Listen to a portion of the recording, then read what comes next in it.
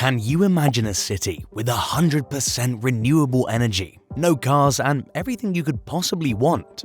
Well, that's exactly what Mohammed Bin Salman, the Crown Prince of Saudi Arabia, has imagined, and he's using his power, wealth, and influence to create this megacity of the future.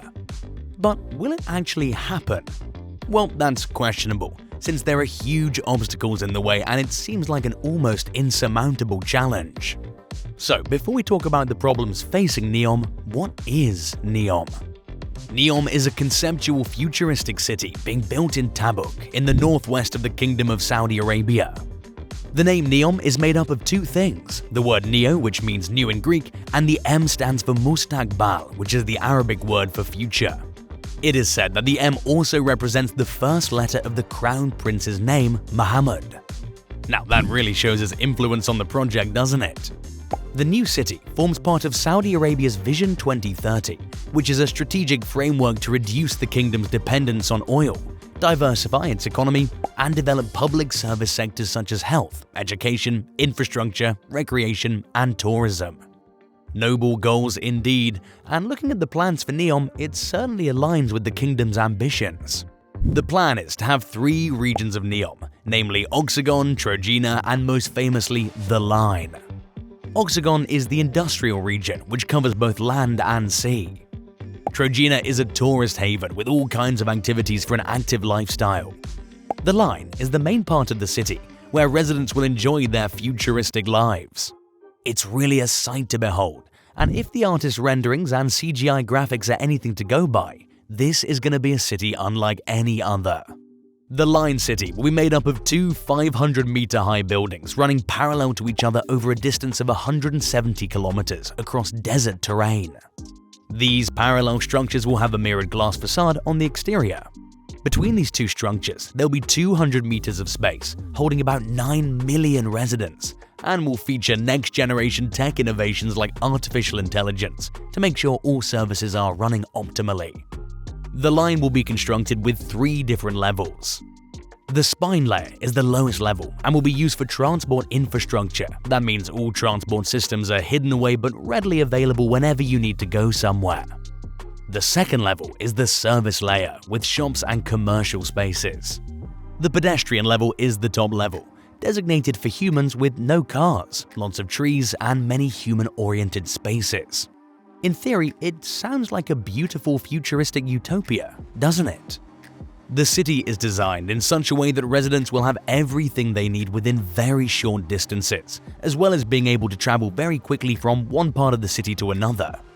They say the shortest distance is always a straight line, and the developers of Neom have taken that very literally.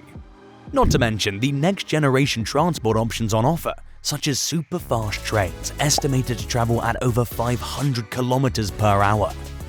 Will traffic be a thing of the past? If so, this is a city many people would love to live in for that reason alone. But it's not all rainbows and butterflies for the developers of Neom.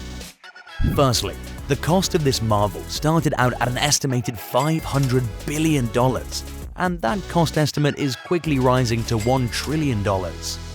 There are tons of questions around how the kingdom can come up with these funds, with many investors concerned that Neom is just a vanity project. Can the developers really pull off such an ambitious project? And even if they do, will it represent a decent return on investment for the funders?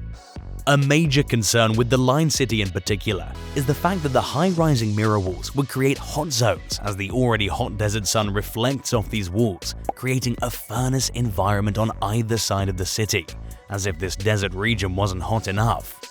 And what about the wildlife in the area? The line will likely create a large divide and could have an effect on the biodiversity in the area, as animals can no longer move freely. One particularly troubling aspect of the Neom project is the displacement of local communities. As Neom is being developed, it's been noted that local rural communities are being disturbed and forced to move from the area. This could be a huge problem for Neom, as human rights groups fight to protect the livelihoods of thousands of people in the area. Apart from environmental and human rights concerns, there's also the issue of the artificial intelligence systems said to play a large role in the city. We all worry that our devices are watching us and collecting information about us on a daily basis. In a city run by AI, these concerns could go into overdrive, as these systems will be collecting tons of information from residents and could amount to a surveillance city with questions of freedom and individuality being degraded. Depending on how you want to live your life, this could be an ideal city for you, or you may crave the simple freedoms that we currently take for granted, like freedom of speech and being able to criticize leaders. Other criticisms of the city have also been raised. Like, why build a whole new city to achieve Vision 2030 when the rest of the kingdom needs a lot of work to align with their sustainability goals? Wouldn't it make more sense to commit to a program of improving the cities that already exist and where the bulk of citizens live? Or maybe Neom is just a vanity project for Saudi Arabia to redeem their controversial reputation and be seen as a competitor with other kingdoms in the Middle East like Dubai. Let us know what you think about Neom. Is it a model for future cities, or maybe just a pipe dream of a crown prince chasing global recognition?